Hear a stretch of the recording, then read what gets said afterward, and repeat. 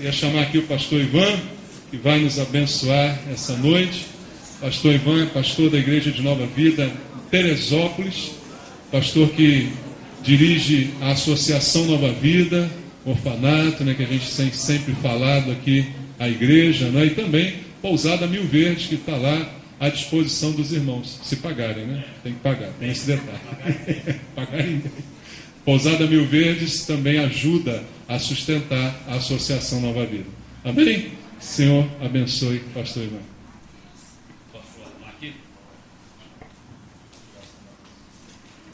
Boa noite, meus irmãos. Podem sentar.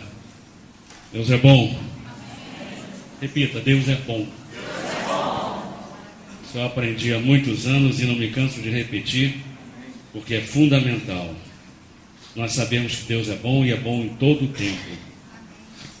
Bom, em primeiro lugar, o pastor Maurício já falou, quero agradecer. Vocês sempre participam na nossa sustento do abrigo da Associação Nova Vida, tem sido importante. E saibam que a gente precisa até de mais. Então, se informe com o casal pastoral, principalmente, Maurício, que pode ajudar você a entender melhor as dificuldades e as vitórias também que a gente tem tido lá. Amém? Deus é bom, mas a vida nem sempre é tão simples quanto parece. Você já percebeu isso? Infelizmente, nós vivemos um tempo em que as teologias são muito ufanistas. As teologias são muito atraentes. E na maioria das vezes acontece que isso fere um pouco a palavra de Deus. A palavra de Deus diz, e eu quero que você abra comigo em Lucas capítulo 6. Eu espero que você essa noite me acompanhe longamente nesse trajeto que eu vou traçar para você. De experiência de vida vitoriosa, sim, mas uma experiência longa. Lucas capítulo 6, o Senhor Jesus Cristo diz assim, verso 46 em diante: por que vocês me chamam Senhor, Senhor, e não fazem o que eu mando, ou o que eu digo? Eu lhes mostrarei com quem se compara aquele que vem a mim, ouve as minhas palavras e as pratica. É como um homem que, ao construir uma casa, cavou fundo e colocou os alicerces na rocha. Quando veio a inundação, a torrente deu contra aquela casa, mas não a conseguiu abalar, porque estava bem construída. Mas aquele que ouve as minhas palavras e não as pratica, é como um homem que construiu uma casa sobre o chão, sem alicerces. No momento em que a torrente deu contra aquela casa, ela caiu e a sua destruição foi completa. O mesmo texto em Mateus 7, você não precisa abrir, lá o escritor Mateus define um pouco melhor essa torrente. Ele diz assim, eu vou ler para você, se você quiser abrir, tudo bem, mas é rapidinho, só vou ler o que falta, a diferença que nós temos aqui, em que ele diz o seguinte, Mateus capítulo 7, verso 24 em diante. Você está procurando? Achou? Então vamos lá. Portanto, quem ouve estas minhas palavras e as pratica, é como um homem prudente que construiu a sua casa sobre a rocha. Aí ele diz, caiu a chuva, transbordaram os rios, sopraram os ventos e deram contra aquela casa, e ela não caiu, porque tinha seus alicerces na rocha. Todos nós entendemos que a estrutura da nossa vida está sempre sendo testada. Não sei se você concorda comigo, mas nós estamos sempre nessa vida tendo a estrutura, a rigidez, a capacidade de resistir às circunstâncias testada.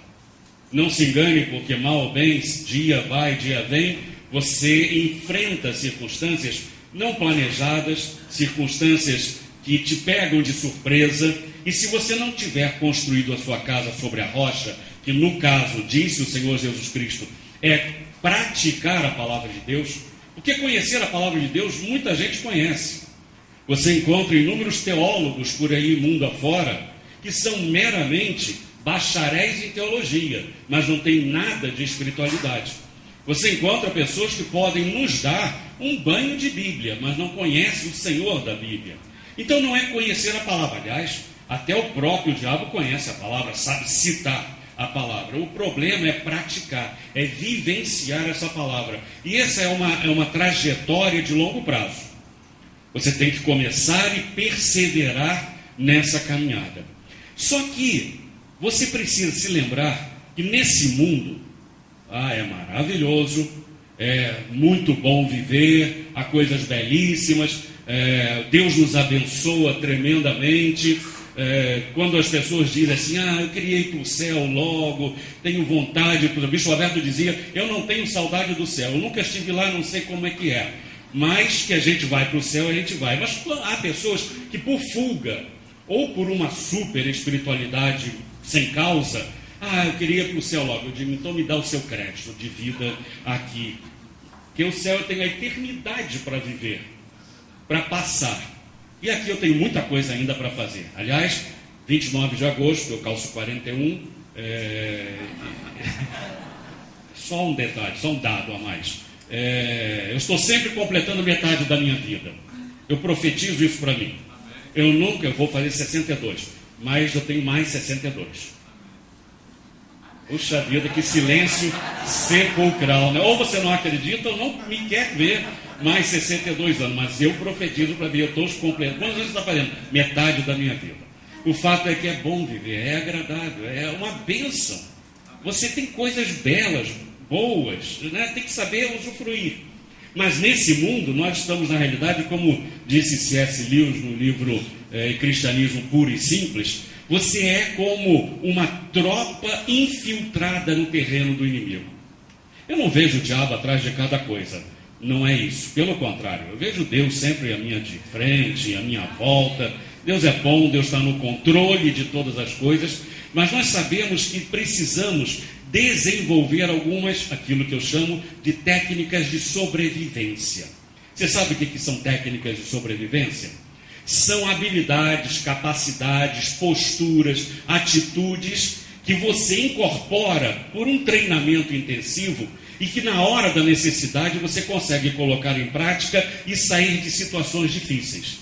Por exemplo, eu sou chefe escoteiro, fundei um grupo escoteiro lá em Teresópolis. E no escotismo, a gente aprende algumas técnicas de sobrevivência. Como levar micro-ondas para o acampamento, por exemplo, porque não dá para cozinhar sem micro-ondas, não é? É muito difícil hoje em dia. Esse negócio de fogueira já era. Então, como levar o micro-ondas para o acampamento, ou como ter o telefone da mamãe para ela mandar a quentinha para os filhinhos, né? São técnicas de sobrevivência. Mas as originais, aquelas que realmente te tiram de situações difíceis, saber ler uma bússola, um mapa, se agasalhar no tempo frio, essas coisas, é que vão, no momento em que você se perdeu na mata, se perdeu na floresta, numa caminhada, você consegue sair daquelas circunstâncias.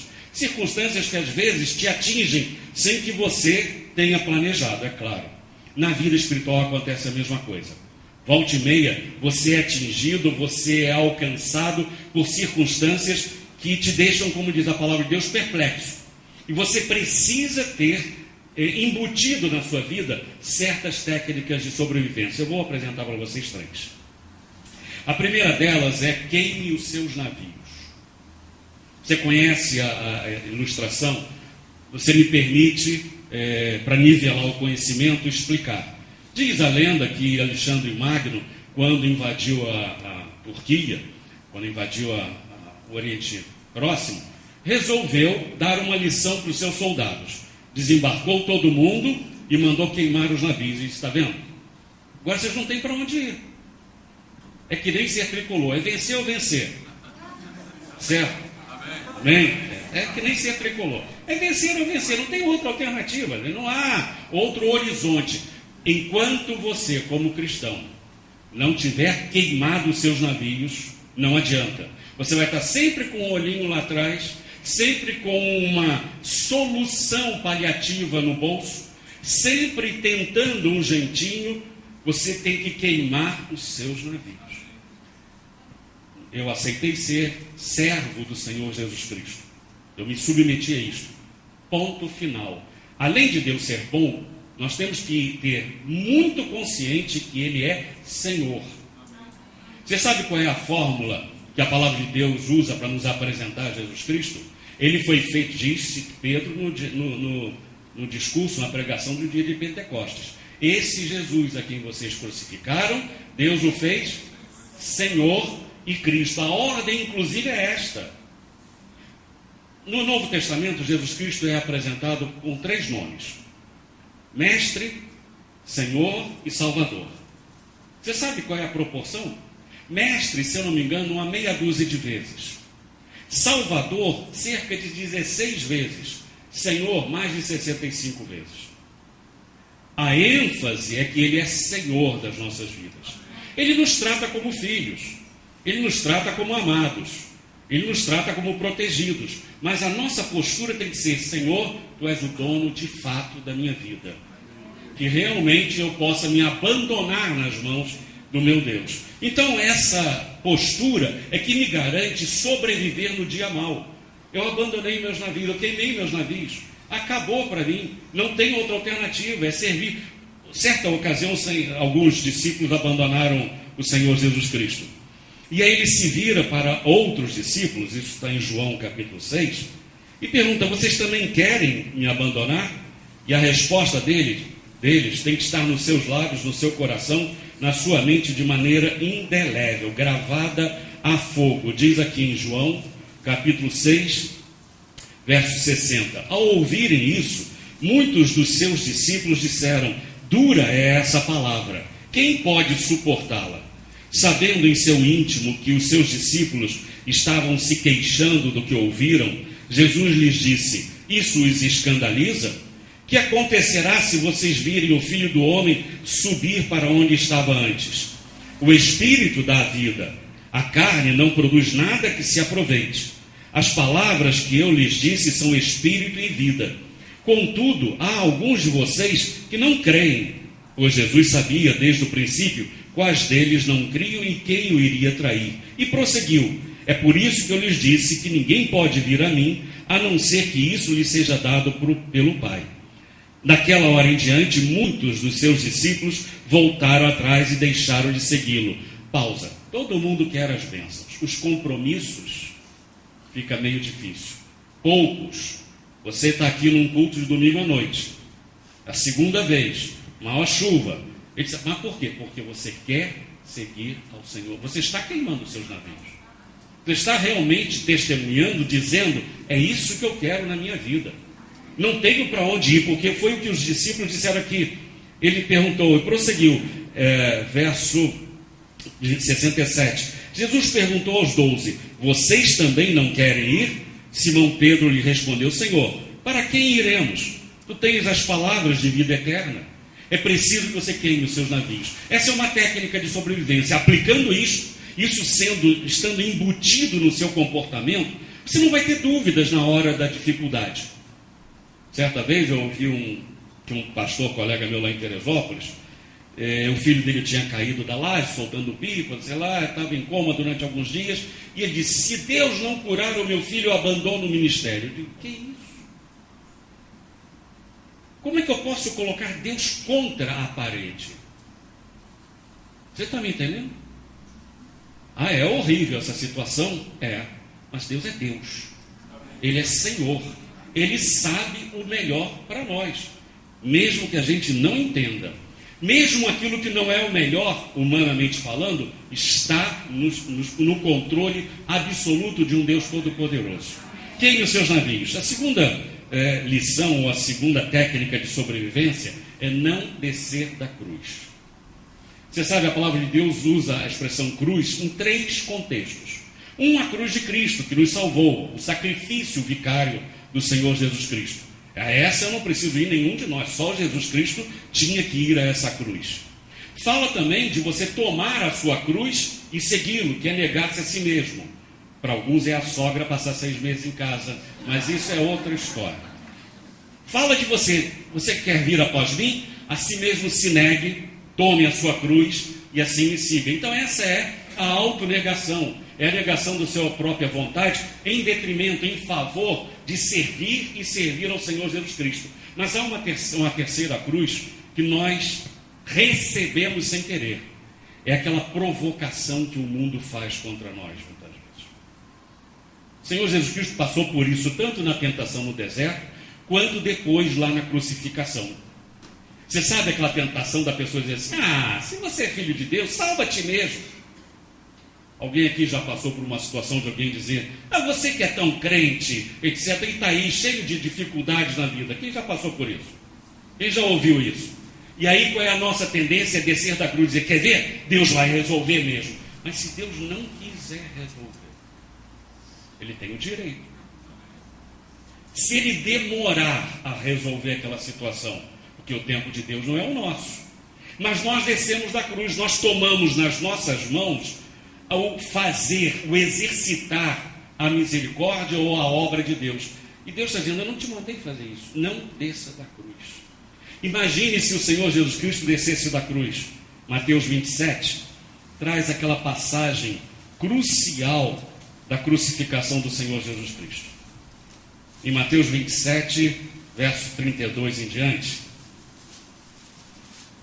está registrado o seguinte: ao saírem, encontraram um homem de Cirene chamado Simão e o forçaram a carregar a cruz. Esse tipo não adianta nada. Forçar a carregar a cruz não adianta nada. É algo que você toma a decisão de aceitar se humilhar para servir a Cristo. Agora, eu estou falando da terceira cruz, que é aquela em que você é humilhado. Você sabe, cruz é um instrumento de humilhação, de despojamento. O João Alberto dizia uma coisa muito interessante, muito liberal, como todo anglo-saxão. Ele dizia: nunca foi pintado um quadro, nem foi feita uma escultura real da crucificação do Senhor Jesus Cristo, porque parte integrante da crucificação era a nudez total. A Bíblia diz isso, mas nós não mentalizamos, não vemos nenhuma imagem. Claro, né? Seria desconfortável. Porém, essa é uma realidade. Imagine a situação, exposto a todo mundo, pregado numa cruz, completamente despido, exposto. Uma situação degradante. É dessa cruz que eu estou falando, que muitas vezes chega às nossas vidas, não chega? Não chega, bem. Chega. De vez em quando, você é exposto à degradação, à ignomínia, à vergonha, injustamente. Mas o sentimento é terrível. Você é desnudado. E o Senhor Jesus Cristo estava nessa situação. Continuando a ler aqui, diz assim no verso 33: chegaram a um lugar chamado Gólgota, que quer dizer lugar da caveira, e lhe deram para beber vinho misturado com fel. Mas ele, depois de prová-lo, recusou-se a beber. Sabe por quê? Vinho com fel era um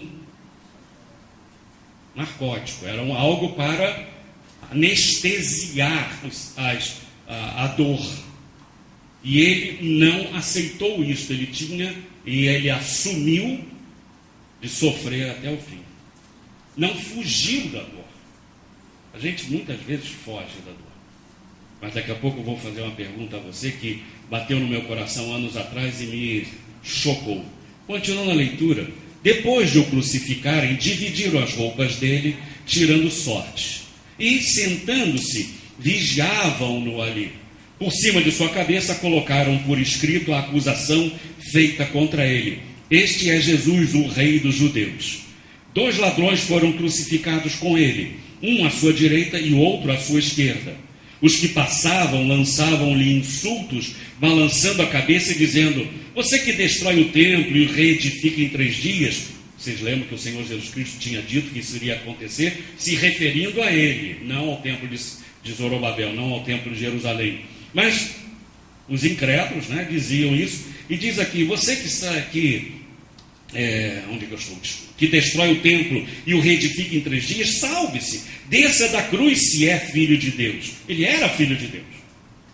E ele podia ter descido da cruz se fosse responder a essa provocação. Ao responder a essa provocação descendo da cruz, ele provaria que era filho de Deus e nenhum de nós seria salvo. Você já pensou nisso? Se ele tomasse nas suas mãos de responder a essa provocação, ele iria, como diz Tiago, não iria produzir a justiça de Deus. A ira do homem não produz, não adianta você ficar revoltado com as circunstâncias. Isso não vai produzir a vontade de Deus. É preciso que você se submeta a Deus, que você se renda a Deus. Não adianta, gente. Eu costumo dizer para a Vera, é mulher, é idosa, e apesar de já estar vivendo comigo há quase 40 anos, aprendeu pouco da perfeição. Teve grandes chances, né? Porque vive com um sujeito... Obrigado. Eu não ia dizer isso, mas você disse, já que você disse, eu aceito. Né? Casou com um sujeito, o último perfeito da face da terra. E, aliás, o único que houve. Mas mesmo assim ainda não progrediu tanto quanto poderia. E de vez em quando ela entra, porque a nossa vida lá, administrando o grupo escoteiro, administrando a igreja, administrando a pousada e administrando a Associação Nova Vida das crianças, é um estresse o tempo todo. Aí ela entra num desespero, e coisa e tal, é o rabicó não, sapricó, e rabicó é que eu faço chacota com ela, que é o do sítio do Pica-Pau Amarelo, mas é o sapricó, não entra na pilha do inimigo. Tudo que o inimigo quer é tirar você do sério.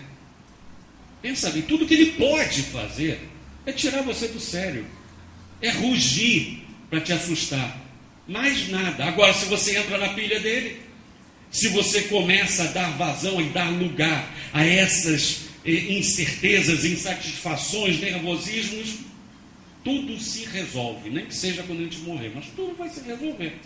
Então por que eu vou entrar na pilha do inimigo? Não vou descer da cruz, não vou aceitar provocar. É difícil, hein, gente? Não é que eu faça isso sempre, não. Não é que eu não erre, não é que eu não falhe nessa questão.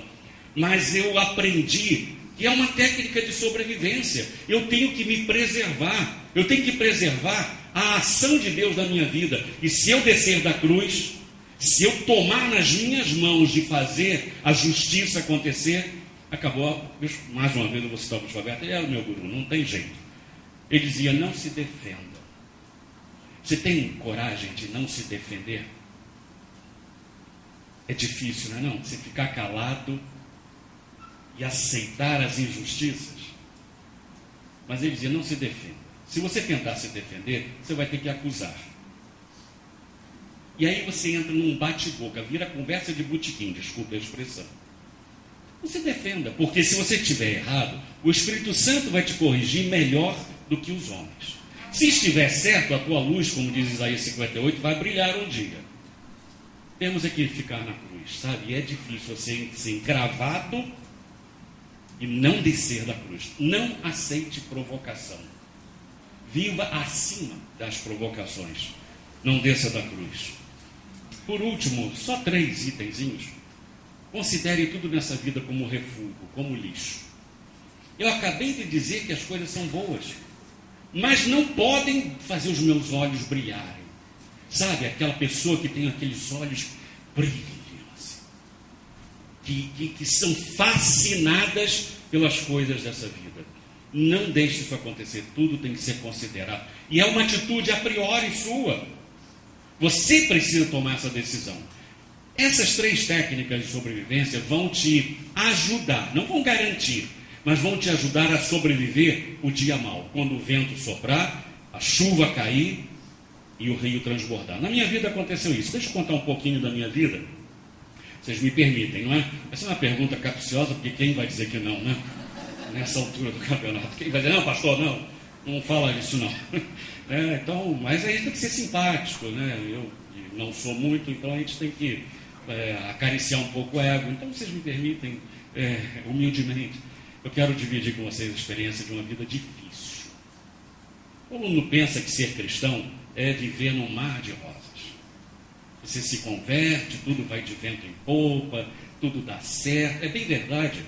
E Deus chama algumas pessoas para que tudo dê certo na vida. É impressionante. Tem um livro de um frei espanhol, é um frei, hein? Chamado Adorar em Espírito e em Verdade. ele termina dizendo uma coisa preciosíssima. Há pessoas que Deus chamou para viver na graça a vida toda. Tudo que eles fazem progride, dá certo. Então, eles são espirituais, não é mercantilismo, não. Deus chama pessoas, ou escolhe, ou sei lá o quê. Não, é a misericórdia de Deus, é a sabedoria de Deus que nós não entendemos, mas há outras que Ele chama para serem esmagados. Há outros que Ele chama para viver na luta, no deserto, o tempo todo. Infelizmente, eu acho que nós somos uma dessas pessoas.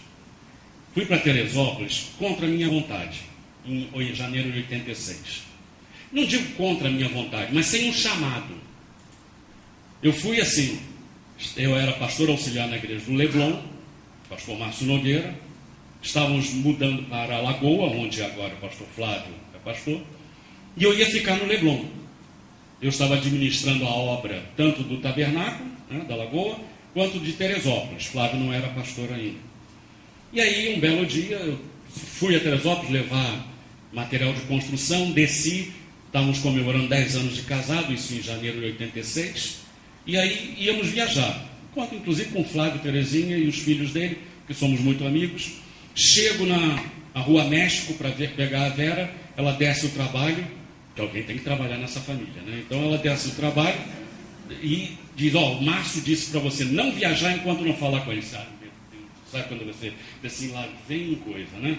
Aí peguei o orelhão, porque não tinha celular naquele tempo, liguei para ele e disse, Ivan, vou te dar uma boa e uma má notícia. Ele adorava fazer isso. A má notícia é que eu vou te pedir para assumir Teresópolis, que vai ser inaugurado no sábado que vem. A boa notícia é que você vai aceitar. Foi assim. Eu não sei para quem foi a boa notícia, mas foi assim. Fomos para lá. Uma mudança difícil, porque a Vera, nós tivemos que decidir se a Vera continuaria trabalhando. Ela trabalhava no Rio, numa firma de auditoria. Não tinha hora para sair do trabalho, mas alguém tinha que me sustentar. Eu não ia abrir mão disso. Um bom salário. Então, nós resolvemos mudar para Teresópolis, porque senão a igreja não ia crescer. Não cresceu até hoje, né? Foi uma decisão errada. Senão eu não ia pastorear. Não podia ser pastor lá em Teresópolis, morando no Rio. Podia morarmos no Rio, eu subir todo dia, não ia dar certo. Então ela foi para o sacrifício de a gente se mudar para Teresópolis e ela descer todo dia. Acordava às 5 horas da manhã, era friorenta naquele tempo. Hoje está mais gordinha, então não sente tanto frio, né? É uma bênção, gente, é uma bênção, não sente tanto frio. Teresópolis era mais frio. Era um problema, o carro velho nunca pegava às 5h30 da manhã, então era uma tragédia. Descia ela a ladeira, quando a gente morava nas Iucas, que é lá no alto, descia a ladeira correndo, aí chegava tarde da noite, 7h30, 8 horas, 9, meia-noite, final de ano, que é a época de fechar balanço na firma de auditoria, chegava 1h da manhã, no último ônibus, e a gente com 2 filhos, Rafael e Gustavo. Aí eles não queriam ir para a escola, porque tinham os amigos e coisa e tal, mas a gente conseguiu se adequar, se adaptar, vencer, mas essa correria. Isso, falando aos casais, isso é um problema sério, essa falta de tempo. Para alguns é solução, né? É bom viver cada um na sua casa, um longe do outro. O casamento dá muito certo assim. Mas não é o nosso caso. Não é o caso de um casal cristão. Nós convivemos. E esse problema dela chegar tarde, sair cedo, é difícil. Foi difícil mesmo. E aí, ela, como ela costuma dizer, o que é uma mentira deslavada, ela se viu grávida. Ela não se viu, ela sabe como foi. Sabe? Então não tem essa de se viu, né? Do Felipe. Quer dizer, nós ficamos com um temporão. Porque Rafael com 10 anos, Gustavo com 8, e aí nasce o Felipe. E ele nasceu prematuro de peso, porque a Vera, nesse negócio de subir e descer a serra, teve pressão alta e coisa e tal. Quando o Gustavo viu o Felipe na maternidade, sim, parece o ET. E parecia mesmo. Parecia. Quer ver? Tem a fotozinho aí? Aquela primeira? Era igualzinho. Cabeça grande. Não, esse não. Cabeça grande é outro. Só está passando aqui. Tá aí? Tá. Pois é. Essa figura aí era o que. Depois ele engordou. Quer ver? Passa a segunda foto. Engordou muito. Vê se você consegue. Engordou muito e não parou de engordar. Está ali até hoje, olha lá. Vê se consegue subir. Essa foto, meus irmãos, para mim, aí está maior? Está dando para ver todo mundo?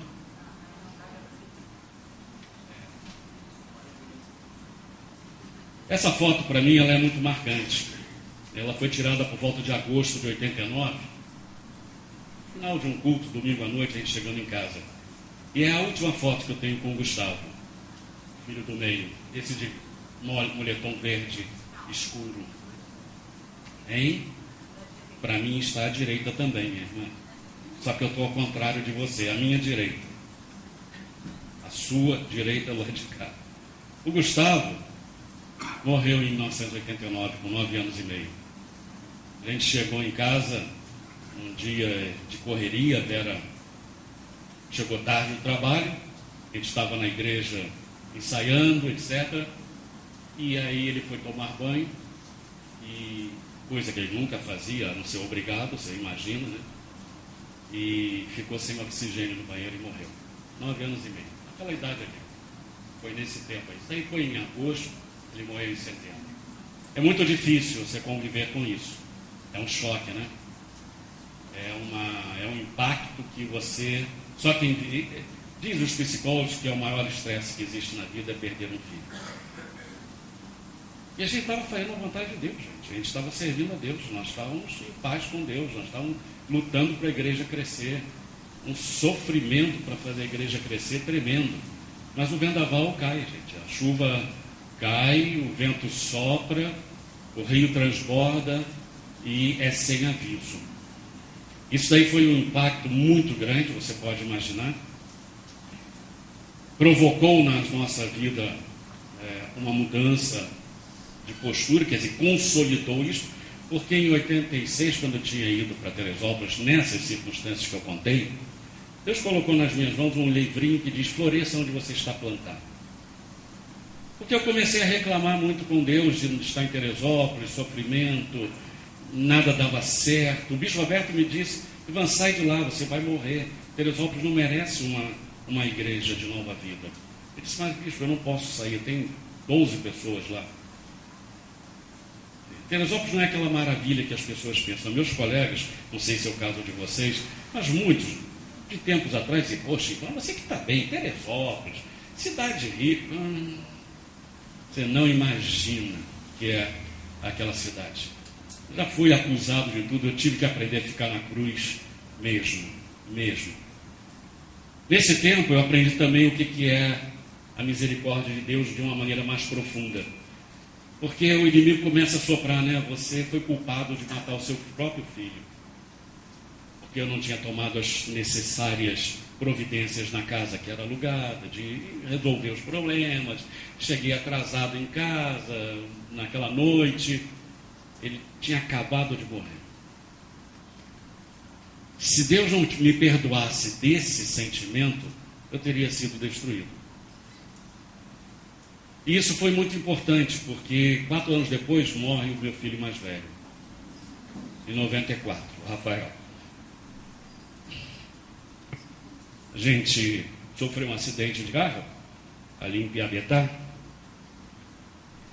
A gente ia viajar no dia seguinte com o pastor Mauro e descemos ao Rio para fazer as últimas acertos, né? Quando a gente estava subindo, não tinha pedágio, aí tinha o prédio, mas ele estava desativado. Tinham tacado fogo num lixão ali de Piabetá. Formou-se uma nuvem negra no nível da estrada. Houve um engavetamento dentro dessa nuvem, a visibilidade, me disseram depois, era de 4 metros. Meu carro entrou embaixo de um ônibus, tinha traseira alta. Pra você ter uma ideia, não quebrei nem os faróis. O carro entrou embaixo do ônibus. Só parei quando o para-choque do ônibus esmagou o meu rosto e na cabeça do meu filho também, o Rafael.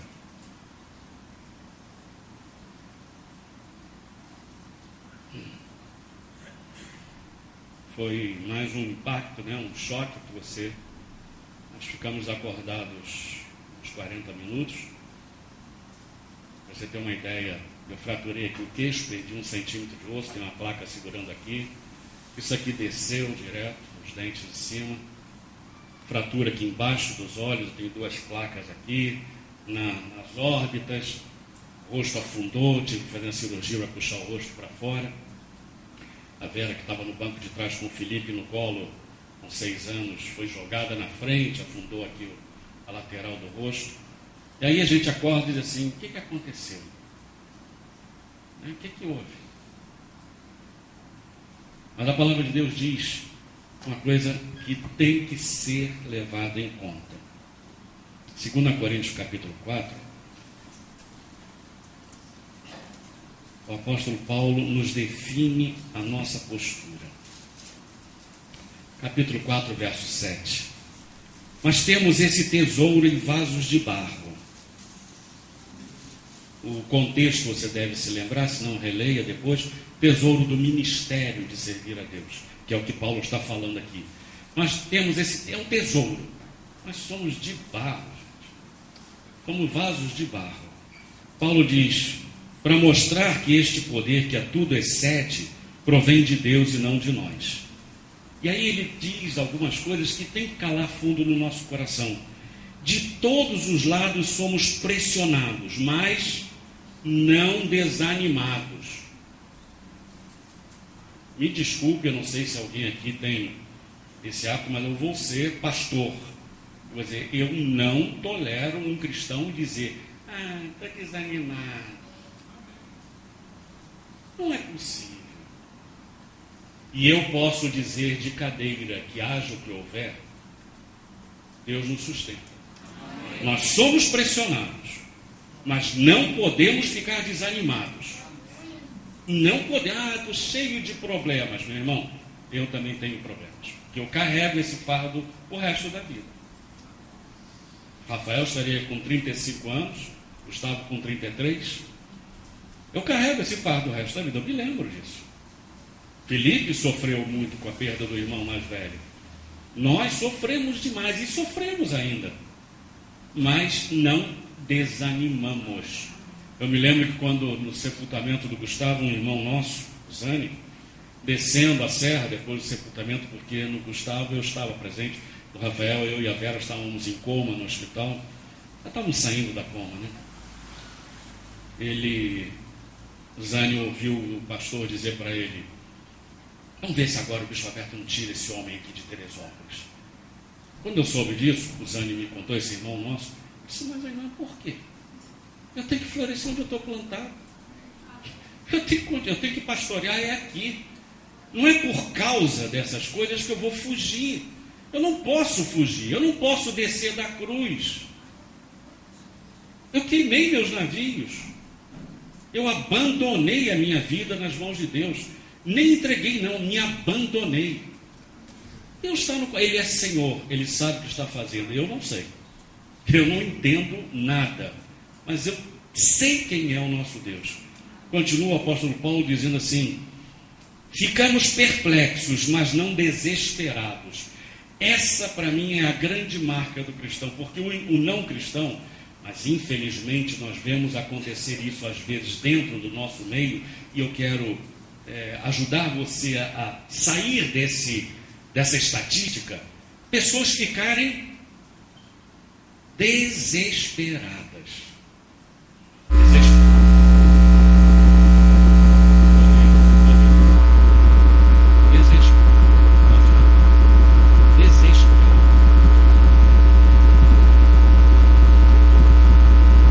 Vou usar esse apesar da cor, tá?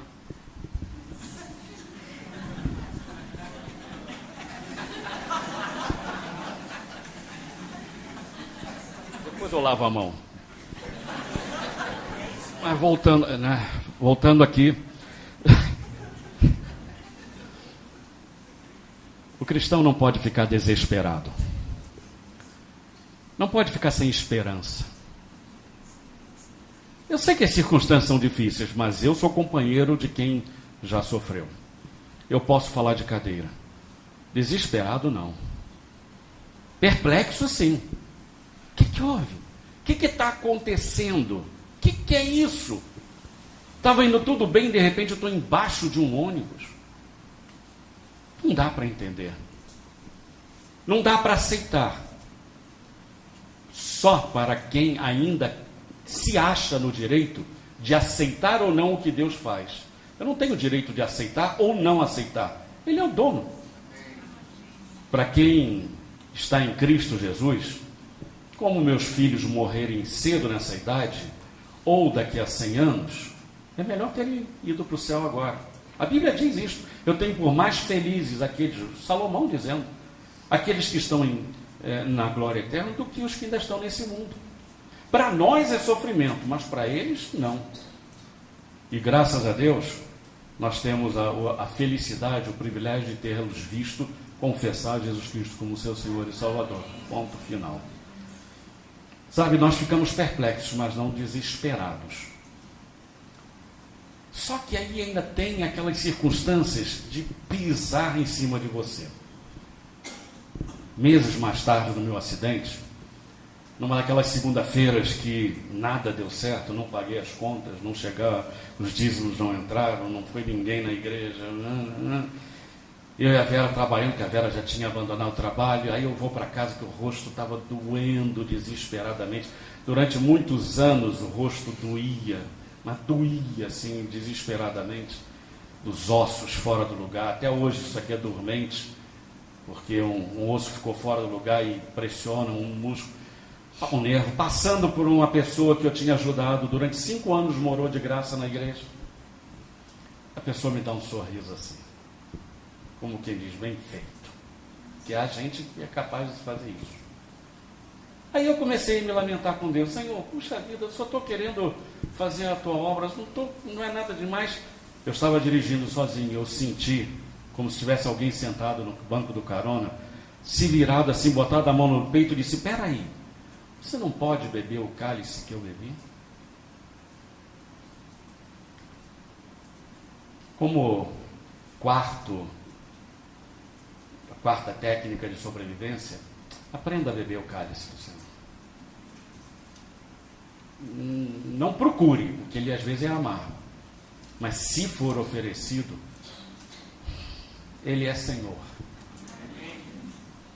Ele é o Senhor da sua vida. Senhor, Curios, aquele que tem escravos, aquele que tem autoridade sobre você. Eu hoje em dia não entendo nada, mas lá no céu a gente vai entender. Não sei o que, é fora de cogitação. Agora eu sei o seguinte: nós temos um Deus grandioso. Não há Deus maior do que o nosso, não há Deus melhor do que o nosso, não há Deus tão bom quanto o nosso. Não é possível viver sem esse Deus. Os vendavais podem soprar, mas se você desenvolver umas técnicas de sobrevivência que são bíblicas, você vai ser realmente vitorioso. Queria que você cantasse, que quem sabe cantar, eu não. Não há Deus maior. Testemunho que não há Deus maior do que esse. E que Deus abençoe a sua vida. Eu vou pedir ao pastor Maurício para depois orar por vocês, para que essa palavra caia como uma bênção, não como um fardo. Amém?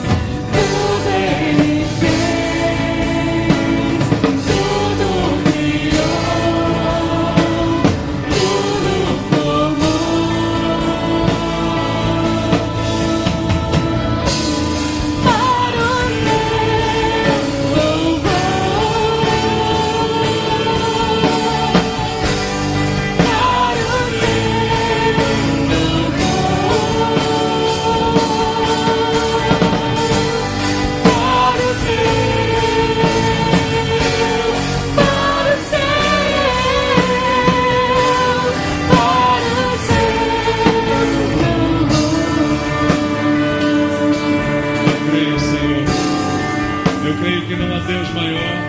Eu creio que não há outro tão grande.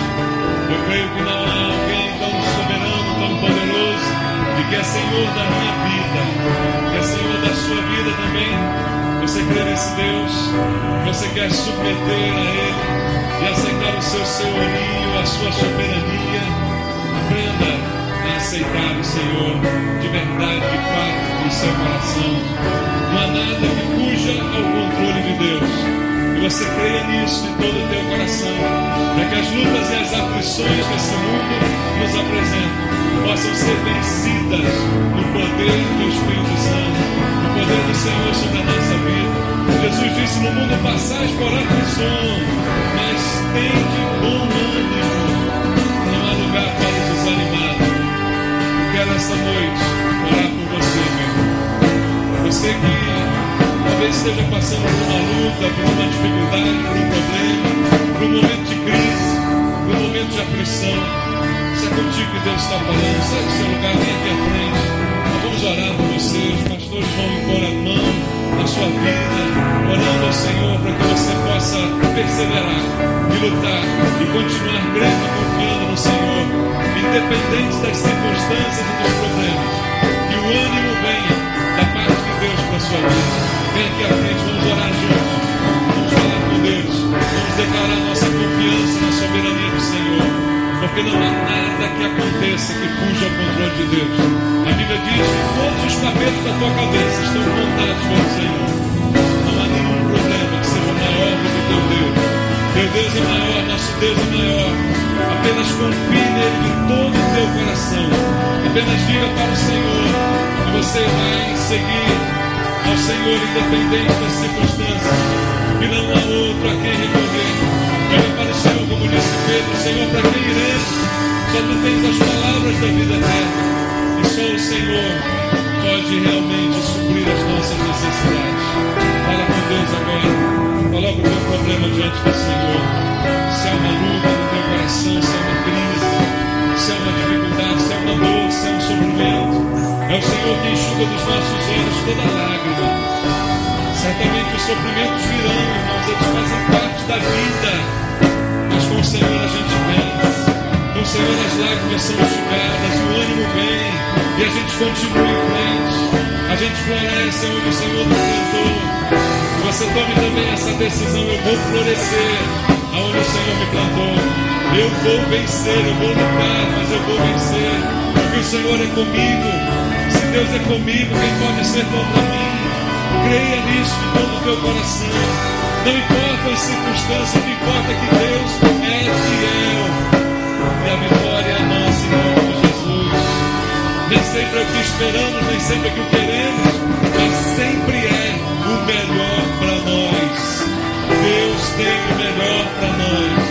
Confie nele de todo o teu coração. E aquilo que você não entende agora, um dia você vai entender. Um dia o Senhor vai revelar completamente. Mas hoje é dia de esperar e de confiar no Senhor. Senhor, meu Deus, meu Pai, abençoa os teus filhos aqui, Senhor. Pelo Espírito Santo, ministra a cada coração, Senhor. Fala o coração dos teus filhos, Pai. Trata com eles, meu Deus, na dor e no sofrimento, na dificuldade, na angústia. Que eles sintam a tua presença, caminhando ao lado deles, consolando, Senhor. O Espírito Santo de Deus, o Consolador das nossas vidas, vem consolar cada coração que hoje está enfermo, que hoje está triste, que hoje está abatido, angustiado. Pai, tira toda angústia, tira toda tristeza, renova as esperanças, renova as forças, Senhor, em nome de Jesus. Traz alegria e confiança, tira todo o desespero, não há lugar para desespero, e traz ânimo, Senhor. Anima o meu irmão e a minha irmã. Eu te peço isso, Pai, em nome de Jesus.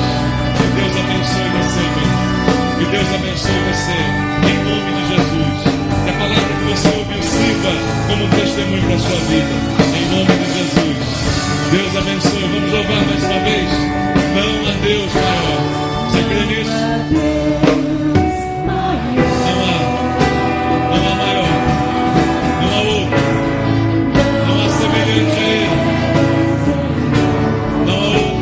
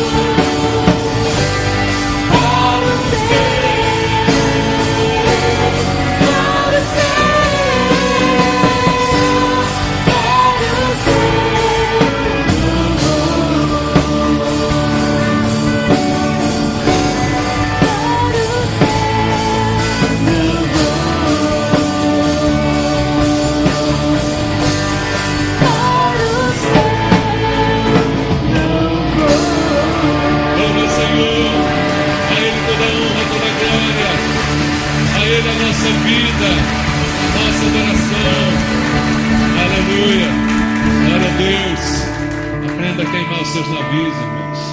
Não tem volta, amém? Esse caminho não tem volta. Estou seguindo a Jesus Cristo, atrás não volto não, amém? Siga esse caminho, não há outro caminho, é o melhor caminho e é o único caminho. Glória ao nome do Senhor. Bênção, né? Obrigado ao pastor Ivan, Vera, Felipe, que estão aqui conosco essa noite. Louvado seja Deus pela vida de vocês, que Deus continue abençoando vocês lá em Teresópolis, onde o Senhor plantou e que vai florescer a cada dia em nome de Jesus. Amém?